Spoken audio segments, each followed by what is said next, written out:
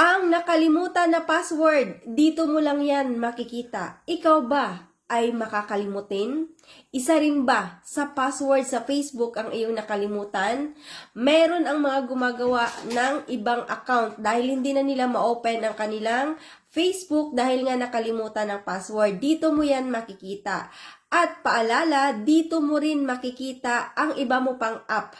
So, kung ano man ay nakalimutan mong password sa ibang app, dito mo rin siya makikita guys sa settings na ito. Pero sa videos na ito, para lamang sa Facebook muna ang ipapakita ko sa inyo. Kasi marami ang nakakalimot ng password nila sa Facebook at ang option na lang ay gumawa ng bagong account.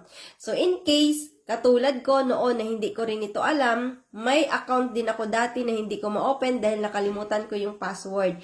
Pero ngayon, dahil nga sa nalaman ko na ito, nakita ko na kung ano ang password noon. So ito guys, para sa inyo at kahit na wala kayong problema ngayon na nakalimutan na password sa Facebook, maybe in the future mangyari, at least alam niyo na kung saan kayo pupunta para makita ang inyong password at ma-open ang inyong Facebook. So ito guys, sundan nyo lamang dahil napakadali lamang ito. Screenshot ko lang para mas madali ninyo masundan. Okay? Unang-una, pumunta muna kayo dyan sa inyong screen.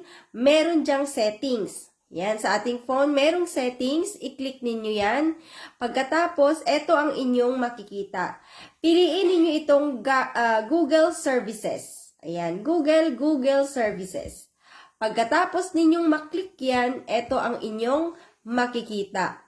Piliin ninyo ito yung All Services. Yan ang pindutin ninyo, All Services.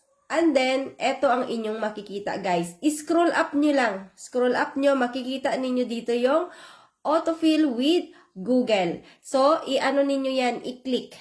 Yan. Pag na-click na ninyo yan, ito na ang inyong makikita.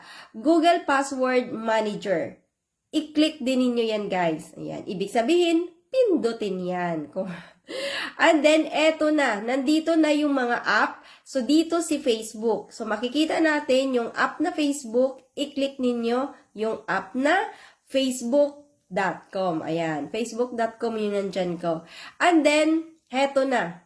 Ang lalabas dyan. Nandyan yung ating password. So, dot ang makikita nyo. Kaya pindutin nyo yung parang mata para makita ninyo kung ano ang inyong password. So, kayo lang ang makakita niyan. Pag pinindot nyo yung mata na yan.